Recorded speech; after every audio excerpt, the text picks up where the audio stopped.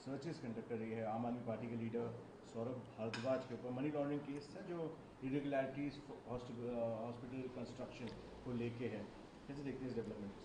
देखिए, ये जो अस्पताल का केस है जिसमें ये केस चला है, मेरे हिसाब से ये करप्शन का केस है।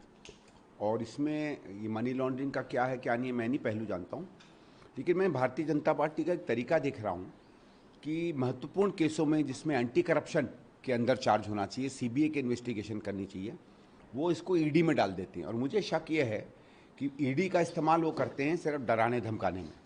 जब उनको ज़रूरत पड़ती है ईडी को विड्रॉ कर लेते हैं, क्योंकि पीएमएलए में ज़्यादातर कुछ मिलता नहीं है, और इस कारण से वो अपनी राजनीतिक इसमें फ़ायदा उठाते हैं। अभी आपने देखा होगा आम आदमी पार्टी पर भी प्रभाव डाला, इंडिया अलायंस से वो टूट गए, जगह जगह इंडिया अलायंस के खिलाफ अपने कैंडिडेट खड़े कर रहे हैं। तो हो सकता है ये कोई करप्शन को हटाने वाली बात ना हो, ये इनके और आम आदमी के बीच में किस तरीके से आम आदमी पर और एक प्रभाव डाला जा सकता है या प्रेशर डाला सकता है, हो सकता है उसका काम हो।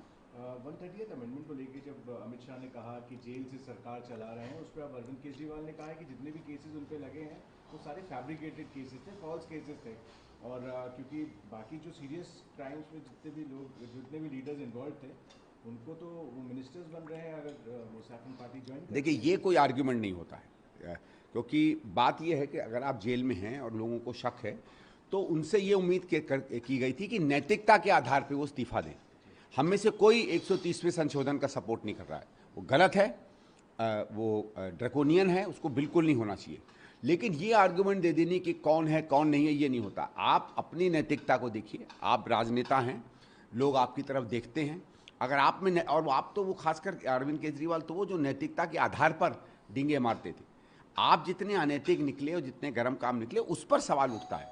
सरकार के इस बिल के हम विरोध में हैं, लेकिन इस बिल की आड़ में आप अपने आप को निर्दोष नहीं साबित कर सकते। आपके विषय में रहेगा सर 50% एडिशनल जो टैरिफ लगा, 25% एडिशनल लगा, 50% अब टैरिफ की बात हुई है, यूएस के द्वारा लगाया गया था, अब इम्प्लीमेंट होने वाला है। और उस पर पीएम ने बोला है कि कोई ना कोई रास्ता निकाला जाएगा इस प्रेशर के दौरान। और उन्होंने ये भी कहा कि क्योंकि अभी फेस्टिव सीजन आने वाले हैं तो ज़्यादा से ज़्यादा जितनी भी कंजम्पशन हो वो अपने डोमेस्टिक प्रोडक्ट्स का उनका हो, जो मेड इन इंडिया हो, उनके ऊपर ज़्यादा फोकस रखा है। अब साहब, ये प्रधानमंत्री का ठीक है, आप क्या अमेरिका से बात करते हैं क्या नहीं वो अलग बात है, लेकिन दिक्कत क्या होती है कि